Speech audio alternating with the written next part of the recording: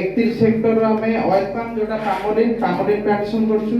आ 42.5 Hector 42.5 Hector आम काजू plantation करछु से बडी हमर स्टेट प्लान स्कीम हमर मैडम आंब करछु 10 हेक्टर हमर दुर्गापुर जिले तापर हमर ऑयल पाम करछु 31 हेक्टर हमर करछु कोही नोहागालिया आ नुआगा तीनटा जिपरे तापर काजू हेछि हमर 42.5 हेक्टर सेटा हमर गडिका हेछि तापर हमर कोही हेछि दुर्गापुर हेछि आगे आगे आगे आगे आगे तापर हमर जो रहला हमर सेंट्रल गवर्नमेंट स्कीम जो रहला एनएचएम नेशनल हॉर्टिकल्चर मिशन सेथिरे हमें एथरो मोरडा ब्लॉक पई 1.5 हेक्टर गेंडू चारा मागणार जोगेछि बा पाखा पाखी 27,000 गेंडू चारा हमें मागणार जोगेछु जोटा कि हमें नॉर्मली ओमेन एसएचजी मेंबर मानक भी दोछु गेंडू फूल हां देछि फूल भी फुटिलानी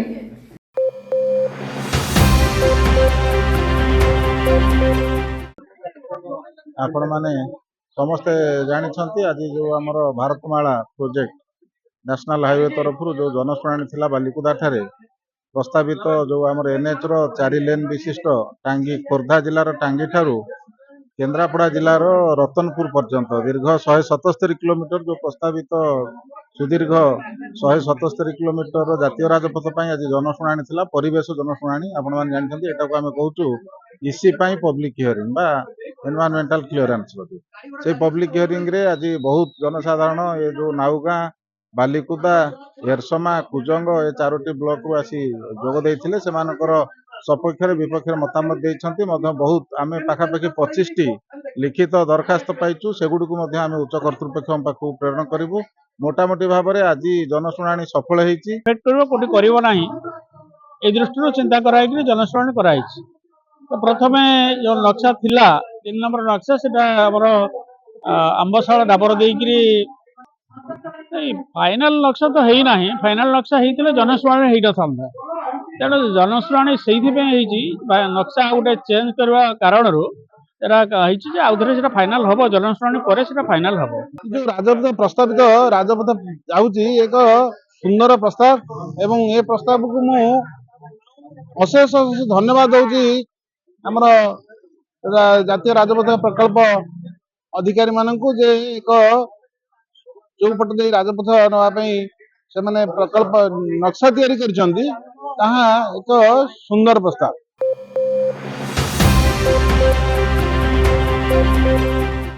देखु सरकार आसला आज हम प्रथम थर आरकेएस मीटिंग करूँ सब विभाग कर्मचारी मान उपस्थित थे एवं विभिन्न प्रकार जो समस्या अच्छी समस्या समाधान केमती हम ताकू धरी किसी स्टाफ सर्टेज अच्छे पूर्ण कर आज आम रेजुलेसन माध्यम सीडीएम को लिखागला आगामी दिन में जहाँ भी समस्या अच्छी तुरंत समाधान कर पदक्षेप ना असुविधा बोले देखो ये तो विभिन्न प्रकार डॉक्टर अच्छा ये क्वार्टर अच्छी क्वार्टर अकुपाई कर कंट्राक्टर मैंने रखिंट ये स्टोर रूम अच्छी स्टोर रूम कंट्राक्टर मैंने अकुपाई कर रखिंट मुझे तुरंत निर्देश देली जे विभाग अधिकारी माने आज संध्या सुधा सब खाली करेंगे एवं जहाँ हॉस्पिटल आवश्यक अनुजाई आम व्यवहार लगेबू देखु सरकार पैसा लगी गाड़ी आज आसी गाड़ी केमती आम कार्य लगेबा रेजुलेसन करूँ बर्तमान आम आंबुलांस कि कौन प्रकार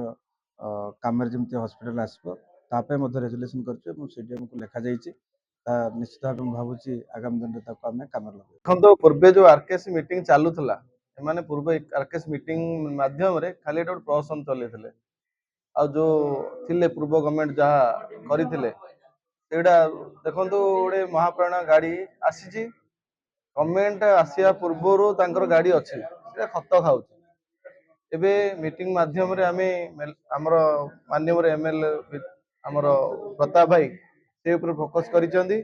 आउ इमिडिएटली से गोटे एसएचजी माध्यम रे दिहाई कि आ से गाड़ी केमती लोक सेवार आसीबो से ऊपर आमे अनुध्यान करलो आ द्वितीय कथा से गोटे कॉन्ट्रैक्टर माने आसिकी गोटे 1.5 वर्ष है काम सरिलानी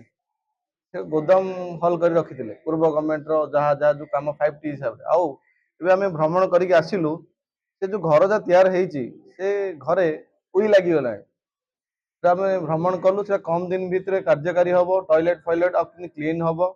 आउ से आम अनुध्यान करी आगु आम केमती भल हम से देखू।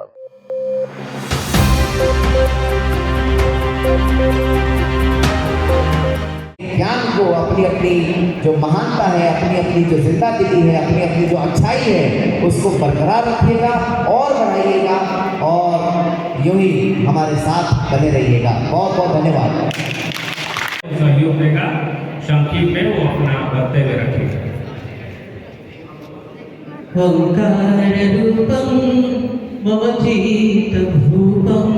देख लो क्या आसन आसन टुकलाई किंतु आसियो कम आओ देखिए नहीं